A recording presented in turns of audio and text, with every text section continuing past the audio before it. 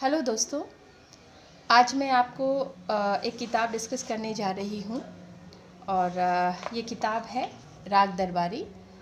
ये बहुत famous book है। इसके जो राइटर हैं वो है श्रीलाल शुक्ल और हिंदी साहित्य की बहुत महत्वपूर्ण किताबों में से एक ये मानी जाती है। और मैंने अभी 2 दिन पहले ही इस पूरी किताब को पढ़ के ख़त्म किया है। और इस किताब में राग दरबारी के बारे में आप बहुत सारी जगह से पता कर सकते हैं और बहुत सारे वीडियोस भी आपने देखे होंगे जो अवेलेबल है इससे संबंधित। कुल इसके 333 पेज है इसके। और ये इस किताब की सबसे बड़ी ख़ास बात ये है कि ये 1964 में श्रीलाल शुक्ल ने लिखना शुरू किया था इस किताब को और 67 तक आते आते इन्होंने इसको ख़त्म कर दिया था। और 68 में 1969 में इस राग दरबारी को साहित्य अकेडमी अवार्ड मिला। और मुझे लगता है हर एक लाइफ टाइम में ये अगर आप भारतीय हैं तो एक लाइफ टाइम में आप इंटरनेशनल है कोई भी है, एक लाइफ टाइम में आपको ये किताब पढ़ना ज़रूरी है। इसको पढ़ने के बाद आपको बहुत सारी ऐसी बातें मिलेंगी जो मुझे जो लगा वो ये है कि इन भारतीय समाज को अगर आपको समझना है, भारतीय समाज क्या है, कैसा है, क्या सोच रखता है, वो अगर आपको समझना है तो राग दरबारी पढ़ना आपको बहुत ज़रूरी है। और श्रीलाल शुक्ल के बारे में मैं इनका काफ़ी अच्छा करियर रहा है लिखने का। और ज्ञानपीठ पुरस्कार, साहित्य अकादमी पुरस्कार, व्यास सम्मान, पद्म भूषण सम्मान, साहित्य भूषण सम्मान, कुरुक्षेत्र विश्वविद्यालय का गोयल साहित्य पुरस्कार, लोहिया अति विशेष सम्मान, बहुत सारे सम्मान इनको मिल चुके हैं। और इनकी कृतियाँ भी बहुत सारी है। सुनी घाटी का सूरज, अज्ञातवास, राग दरबारी, आदमी का जहर, सीमाएं टूटती है, मकान, पहला पड़ाव, विश्रामपुर का संत, और भी बहुत सारी इनकी राइटिंग्स हैं।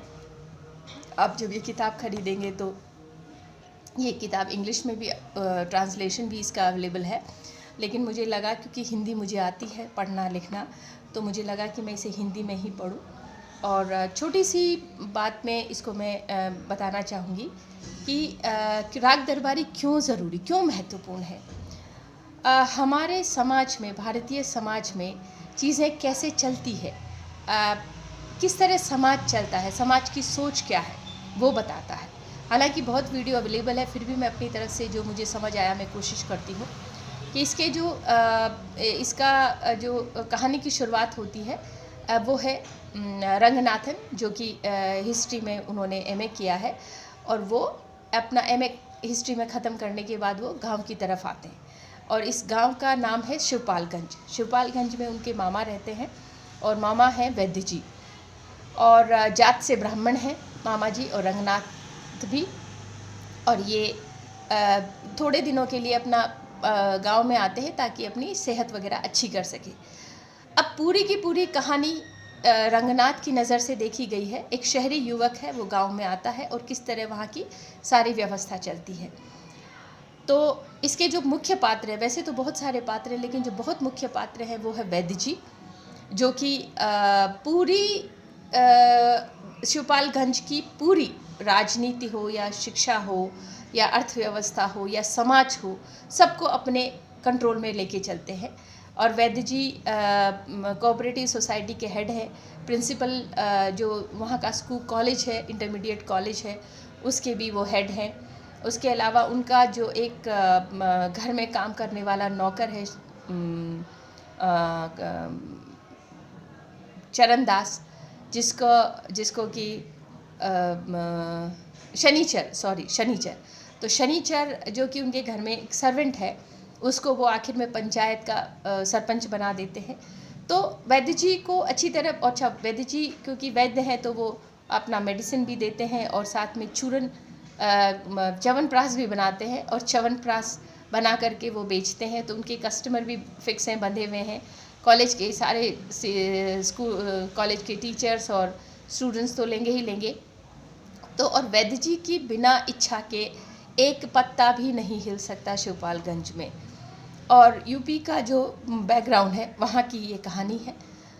और मुझे सबसे ज़्यादा ये अच्छा लगा इसमें कि जो एक क्रूड रियलिटी है, जो रियलिटी है हमारे समाज की, जिसमें कि जाति व्यवस्था है, जिसमें कि करप्शन है, जिसमें कि महिलाओं का बद से बदतर हाल है, जिसमें कि किस तरह से एक बाप अपने बेटे को पूरी विरासत दे देता है, किस तरह से मतलब मनी मसल पॉलिटिक्स सब में जो एक कंट्रोल सिस्टम चलता है वो आप इसमें देख सकते हैं। अब वैद्य जी के 2 बेटे हैं, एक का नाम है बद्री पहलवान और दूसरे हैं रूपन बाबू। रूपन बाबू 10वीं में कई सालों से फेल हो रहे हैं, लेकिन रूपन का रुतबा उस कॉलेज में प्रिंसिपल से, इंटरमीडिएट कॉलेज में प्रिंसिपल से भी बढ़कर है। और प्रिंसिपल सब कुछ वैद्य जी के हिसाब से करते हैं। तो इसको आप जब पढ़ेंगे, बहुत अच्छा सटायर उन्होंने किया है, व्यंग है, बहुत अच्छा व्यंग है। और कुछ कुछ बातें मैं जैसे आपको पढ़ के जैसे कुछ कुछ पेजेस मैंने नोट किए हैं कि महिला का जिक्र करते हुए मुझे थोड़ा अच्छा नहीं लग रहा था, क्योंकि महिलाओं को बहुत बुरी तरह से इसमें लिखा गया है। और जैसे 12 पेज नंबर 39, 41, 46, 49, 63, 165, 184 और लास्ट में भी बेला का रेफरेंस आता है, जहाँ पे मतलब इस तरह की बातें लिखी है महिलाओं के बारे में जो आपको एक महिला होने के नाते आपको अच्छी नहीं लगेगी। लेकिन फिर बात वही है कि यही हमारे समाज की हकीकत है। और बेला जो है इसमें कहीं पे भी उसका अपना कोई बातचीत नहीं है, बेला उपस्थित नहीं है। लेकिन बेला का प्रेम प्रसंग पहले बद्री पहलवान से चलता है, फिर उनके छोटे भाई रूपन से चलता है और दोनों ही किसी अज्ञात कारण से उसको छोड़ देते हैं। तो मतलब महिला को जिस तरह ऑब्जेक्टिफाई किया है वो बहुत अच्छा नहीं है, लेकिन वो समाज की रियलिटी है। और एक इसमें गयादीन है जो कि बेला के पिताजी है, एक छोटे पहलवान है, लंगड़ है। तो पूरा किस तरह से खन्ना मास्टर जो होते हैं वो इंटरमीडिएट कॉलेज में लेक्चरर होते हैं, और किस तरह से वो प्रिंसिपल का विरोध करते हैं, किस तरह से उनको बड़े सिस्टमैटिक तरीके से उनको कॉलेज से निकाल दिया जाता है। तो और जो कोऑपरेटिव सोसाइटी की मीटिंग होती है, किस तरह से मीटिंग जब अंदर चल रही है इंटरमीडिएट कॉलेज में, तो बाहर कुछ लड़के, कुछ गुंडे टाइप बैठे हुए हैं, और मीटिंग में वही जाएगा जो वैद्य जी का फेवरेट है, और जो वैद्य जी जिसको नहीं पसंद करते, जो थोड़ा विरोध करने वाला है, वो मीटिंग में नहीं जा पाएगा। तो मतलब आप जब समझेंगे ना कि हम बड़ी ईमानदारी से हम चीज़ों को देखते हैं, या सच्चाई, ईमानदारी, मेहनत, कर्म किए जाए, ये सारी चीज़ें, ऐसा कुछ भी नहीं है हमारे समाज में, जैसा कि राग दरबारी बताता है। और हमारे समाज में आपकी कास्ट, सबसे पहले तो आपकी जाति सबसे ज़रूरी है। आप ब्राह्मण हैं तो आप सर्वोपरि हैं, उसके बाद आपके ब्राह्मण हैं, और उसके बाद आपके बच्चे, उनको ऑटोमेटिक, क्योंकि रूपन कहीं भी किसी भी हिसाब से नेता बनने लायक नहीं है, ना वो पढ़ने लिखने में अच्छा है, लेकिन रूपन चूँकि वैद्य जी का बेटा है तो उसको अपने आप ही सारी चीज़ें विरासत में मिल जाती है। बद्री पहलवान दिन भर भांग पीते हैं और बस अपनी ताकत के बल पे चलते रहते हैं। तो किस तरह से पूरे, अब इसमें मुझे एक चीज़ बड़ी हैरान करने वाली थी कि ये कुछ कैरेक्टर्स हैं जो 5 या 6 या 10 आप मान लें, और यही बन के पूरा इसमें बीच में पुलिस वाले भी आते हैं, जिसमें दारोगा आते हैं, और किस तरह दारोगा के साथ दारोगा वही रहेगा शिवपालगंज में जो वैद्य जी चाहते हैं जिसको, और वैद्य जी के खिलाफ कोई भी जाता है तो वो उस शिवपालगंज में नहीं टिक सकता। तो ये रियलिटी है, ये समाज की हकीकत है। अब जब आप इसमें ईमानदारी, सच्चाई और डेमोक्रेसी और ये सारी बातें करेंगे तो वो नहीं है, ऐसा नहीं है। और मैं आज भी कह सकती हूँ कि आज भी हमारा समाज वैसा ही है। तो जब हम जब कंप्लेन करते हैं, जब हम विरोध करते हैं, तो हमें ये बात पहले समझनी चाहिए कि हमारा समाज किस तरह के परिवेश में है, किस तरह का ताने बाने में बुना हुआ है, और हमारा समाज वैसा नहीं है जैसा डेमोक्रेटिक और सेक्युलर और जिस तरह से हम बातें करते हैं। तो ये हमारे समाज की सच्चाई है। मेरा आप सब लोगों से गुजारिश है कि आप इसको पढ़ें। बहुत अच्छी किताब है और एक बार आपको पढ़ लेनी चाहिए। आपको बहुत अच्छा लगेगा, क्योंकि हर चैप्टर में, हर पेज पर इसमें एक व्यंग है, और व्यंग बड़ा, बहुत बारीक और बहुत अच्छा व्यंग है। आप जब पढ़ेंगे तो, जैसे मैं एक लाइन पढ़ के सुनाती हूँ पेज नंबर 12 पे।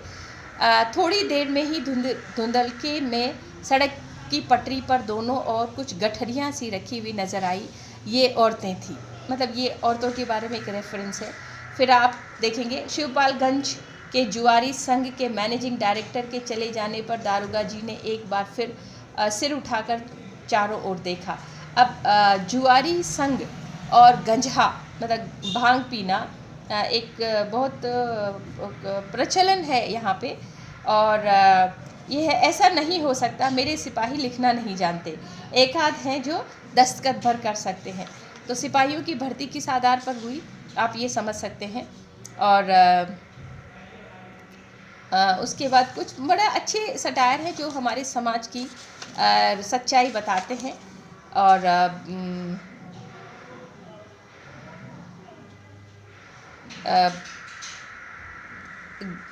घोड़े के मुंह वाला यह लड़का भी इसी भीड़ का एक अंग था। और उसके अलावा जिस तरह छुआछूत के बारे में ये है, एक तो अछूतों के लिए चमड़ा कमाने की इमारत बनेगी। घोड़ा डॉक्टर बता रहा था, घोड़ा डॉक्टर जो वेटरनरी डॉक्टर है उसके लिए लिखा है। वही खन्ना बनना लिबिर सिबिर कर रहे हैं आप लोगों के, और मेरे खिलाफ प्रोपेगेंडा करते घूम रहे हैं।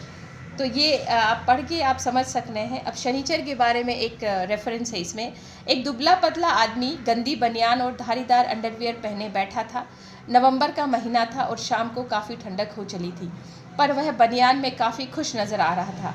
उसका नाम मंगल था, पर लोग उसे शनिचर कहते थे।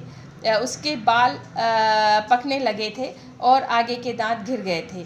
उसका पेशा वैद्य जी की बैठक में बैठे रहना था। वह ज़्यादातर अंडरवियर ही पहनता था। उसे आज बनियान पहने हुए देखकर रूपन बाबू समझ गए कि शनिचर फॉर्मल होना चाहता है। तो ये वो वैद्य जी का जो सर्वेंट है शनिचर, आखिर में ये सरपंच बन जाते हैं।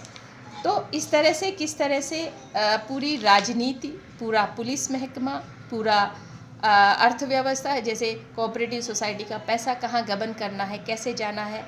उसके अलावा पंचायत में, पंचायत का जो पैसा है वो कहाँ जाएगा, कहाँ नहीं जाएगा।